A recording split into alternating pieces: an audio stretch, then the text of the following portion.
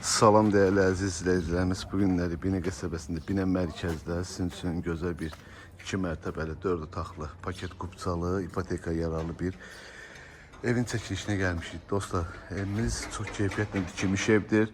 1 ilə 2'nin arası beton monolitdir. Həyətində gördüyünüz kimi rahatlıqla maşınları daxil olunur. Bağ üçün nəzərdə tutulubdur. Evimizin yan tərəfinə də rahat keçmək olur dostlar. Kombimiz de mevcuttur, koyuluptur.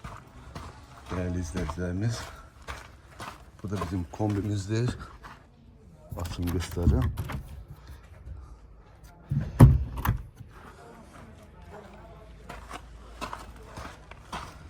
Değerli dostlar, sizden xahiş edilen videomuzu sonradan izleyin ki ətraflı sizin üçün məlumatı verim.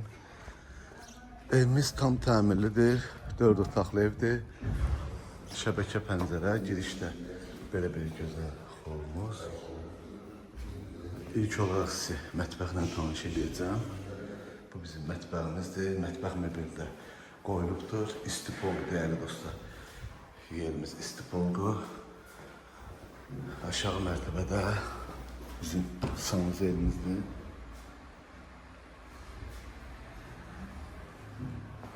Ve burada bir güzel geniş qonaq otağımızda banketli zal dostlar.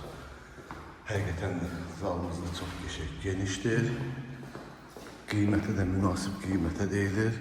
İnşallah gəldinizdə real alıcı ilə danışıb razılaşma olar.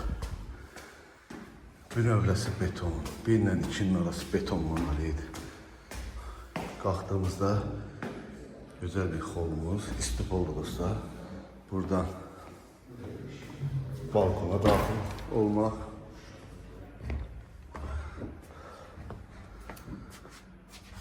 Ətraf yaşayışdır. Əsas yola da yaxındır dostlar.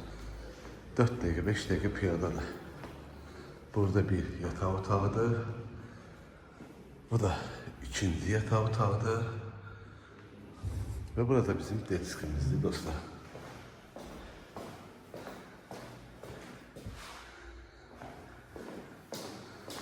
Yukarıda da bizim sanuzel sanitar qovşağıdır. Aksesuarlar, her bir şey yerindedir. Değerli izleyicilerimiz, evimizin kıymeti 140 bin manata deyilir. İnşallah gəlinizdə real alıcı danışıb razılaşma olar. Allah Allah'ın sıxdan da xeyir versin. Sağ olun, var olun.